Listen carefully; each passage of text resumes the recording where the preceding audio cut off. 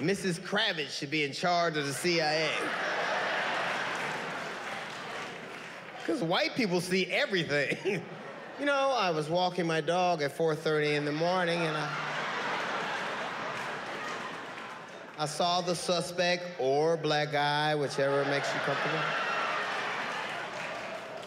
He was coming back from McDonald's, and at that point,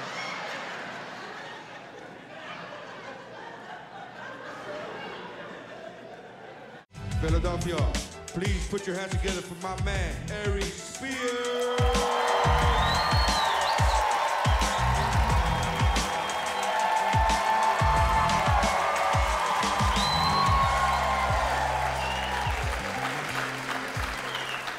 Philly, what's happening? You good? Oh my God. Well, you know, it's funny, those of y'all that know me know I'm a big Jay-Z fan. I hope I get to be that famous before my career is over, because this motherfucker surpassed being a rapper. He's a rock star. Like, you know you huge when you can sell out Africa. Like, he could fill a soccer stadium in Africa and they hold between 80,000 to 100,000 people. He could sell that shit out by himself. Like, don't get me wrong, DMX and Ice Cube is cool, but they're not selling out Africa. And Jay-Z is a master showman. He's a game changer, which means he ain't gonna just perform to perform. He gonna do some shit to change the situation, because he know they starving out there. Like, he'll probably do some fly shit like halfway during the show, have helicopters fly over the arena and drop bags of rice into the crowd. Like, how gangster would that be if he was like, "It's your boy Young Hov, and you know how I'm nice. I know you're hungry niggas. Rice." The rice just fall into the crowd and shit. All the Africans be talking about that shit. Bukimbe, I went to the Jay-Z concert. The motherfucker dropped bags of rice into the crowd.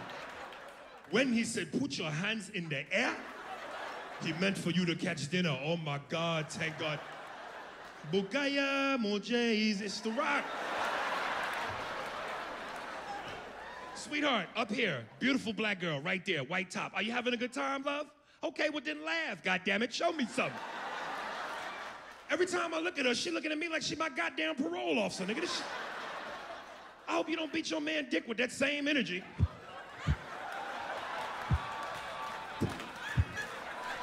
I know I'm funny, bitch. Catch up. Oh my God, you see the evil face on this bitch?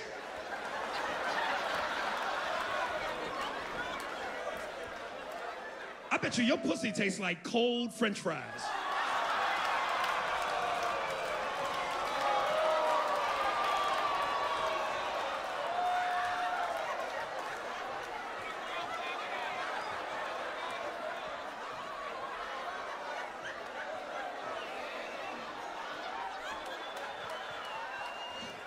I wish you could see the shock on these white folks' faces. This shit is hysterical. They looking like, oh my God, this is what they talk about. Don't worry, this is how niggas talk. I love her.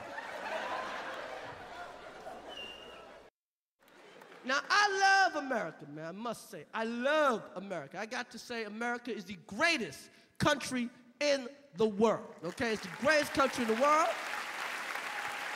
In the whole world, it's the best place. There's no place I'd rather be. There's no place I'd rather be from. America's the greatest country in the world, and we are all lucky to be here. Everybody in this room, lucky to be here. Even black people, lucky to be here. But if you black, you gotta look at America a little different. If you black, America's like the uncle that paid your way through college, but molested you.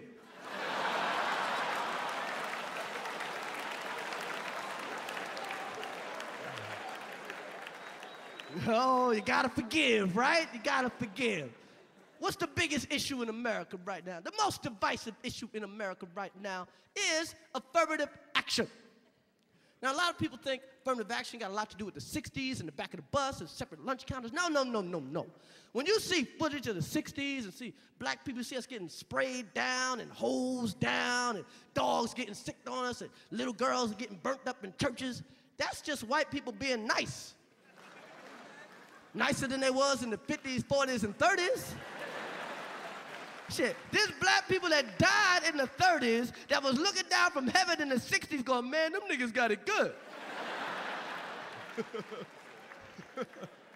No, no, no. Affirmative action was put into place to offset policies that the United States government implemented during slavery that affect us today. Now, when I talk about slavery, no. When I talk about slavery, I'm just talking about a period of time where black people had no rights. So you talk about the 1600s to about 1964. You know, give or take a year, depending on when your town decided to act right. Now, people go, well, what happened during slavery that could affect us today? What happened during slavery that could affect us today? A lot of shit happened during slavery that affects us every day. For instance, during slavery, they used to take the biggest, strongest slaves and breed them and try their best to make big, strong super slaves, okay? That's right.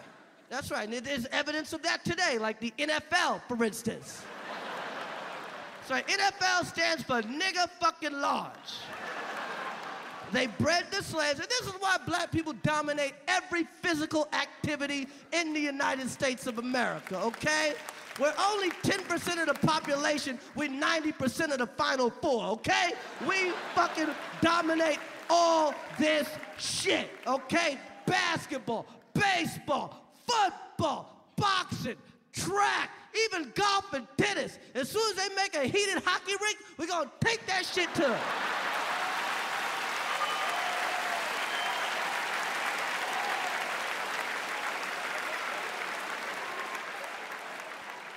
Motherfuck Wayne Gretzky. Wait till you see LeBron on some skates. You ain't seen shit yet. He just gonna have one skate chilling. What's up? He ain't even gonna have a stick. He gonna smack the puck with his dick. Pow! Slap shot, bitch!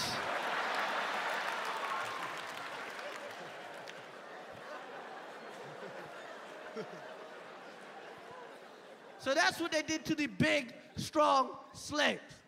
And you know what they did to these smart ones? Or at least the ones they thought were smart? They killed them. That's what they did. That's right. That was the policy of the United States government, to kill smart black people. That's right. So the real smart motherfuckers had to hide the fact that they were smart, okay? The law of the land was, if you read, you die. If you read, you fucking die, okay? So you know what that means? The first black drug dealers didn't even sell drugs. They sold books. Yo, man, I got 2 pages, man. I got 2 pages, man. Check it out, man. Check it out, man. I got 2 pages, man.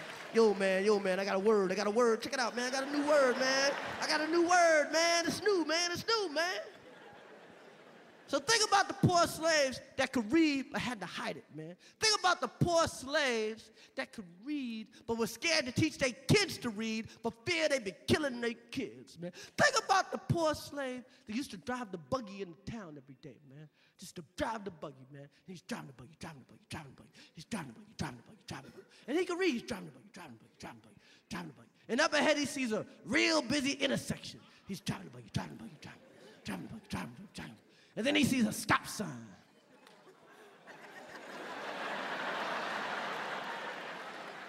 Now he's got a real dilemma. Oh, Lord, what is I gonna do? Oh, Lord, what is I gonna do? Okay, if I go across this intersection, I'ma have an accident. If I stop at this sign, these crackers will kill me. Oh, Lord, what is I gonna do? And he don't know. And he's riding the buggy. And he's riding the buggy. And at the last minute, he says, fuck it. And he goes straight through the intersection. Has a big old accident, wipes out.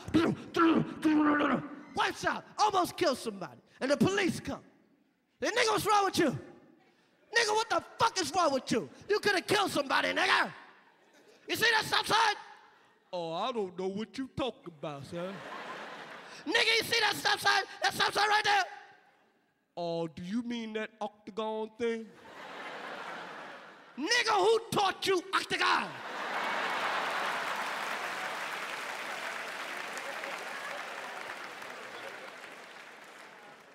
Now, don't get me wrong with affirmative action. Don't get me wrong, man. I don't think I should get a job over a white person if I get a lower mark in a test.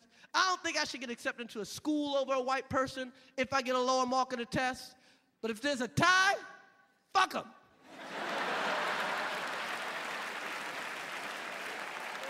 Shit, you had a 400-year head start, motherfucker. White man, you gonna be all right. You know, a lot of people say this shit too. If you're the smartest and the brightest, you won't need affirmative action. We'll be able to get rid of affirmative action altogether if you just strive to be the smartest and the brightest. They say that as if the whole country is run by the smartest and the brightest. Now, I was in black schools and white schools, so you can't fucking tell me shit, okay? Now, when you go to a class, there are 30 kids in a class. 5 smart, 5 dumb, and the rest, they're in the middle. And that's all America is, a nation in the middle. A nation of B and C students. That's all the fuck it is, a nation of B and C students. But let's keep it fucking real, okay? A black C student can't run no fucking company. A black C student can't even be the manager of Burger King. Meanwhile, a white C student just happens to be the president of the United States of America.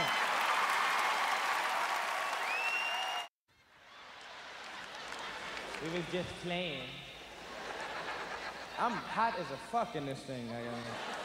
I can't. If any younger people in the audience, you'll hear the ice cream man go out and give me some shit.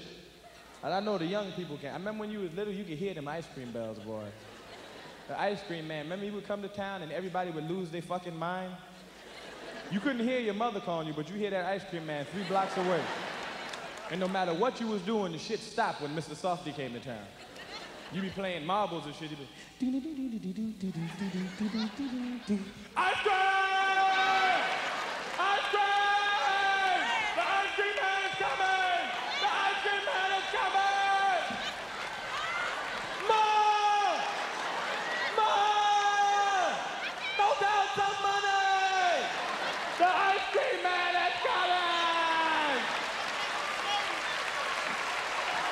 And then your mother would come to the window and start throwing change out the window saying, go get your father a toasted almond bar, and get yourself a vanilla cone, and get your brother the ice, and spit the ice, and bring me back my change. And you catch all that shit and run down the street top speed after the ice cream man. And the ice cream man always drove an extra block and shit. And I know he's seen us and shit. I think he was just in the car with his friend going, watch how fast I make you little motherfuckers run. And you be behind him doing 50 going, ice cream! You stop the car and pull over, you come up and say, ice cream man, give me this, give me this, give me a toasted almond bar for my father, and an ice cream, give my mother change. Thank you, ice cream man. Thank you, ice cream man. Thank you, ice cream man. Thank you. Because you know kids, they get happy when they get ice cream. You don't eat your ice cream for like a half hour, you be dancing around with it going, I have some ice cream. I have some ice cream. I have some ice cream.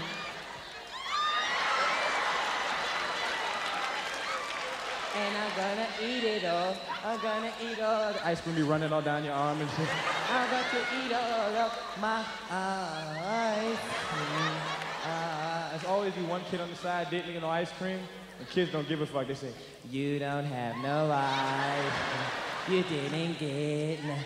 You didn't get none. You didn't get none. 'Cause you were on the welfare and can't afford it. He can't afford it. He can't afford it. He can't afford it. He can't. All the other kids joining me going, he can't afford it. He can't afford it. And his father is an alcoholic. He wants some ice cream. He wants some ice cream. Ice cream, ice cream, ice cream. One lick. Psych. You want some ice cream. You want to eat some of it, but you cannot have it. You want it.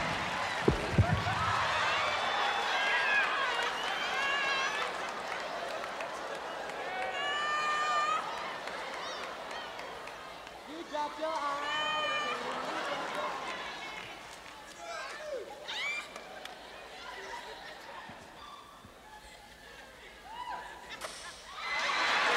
I have some ice cream. I kiss it up to God. Religion fucked a lot of people up. Talking about the motherfucking God we trust is on $1. That's the only dude they talking about. Y'all talking about, ooh. go to church with no money, and don't you feel bad? Well, I don't have nothing to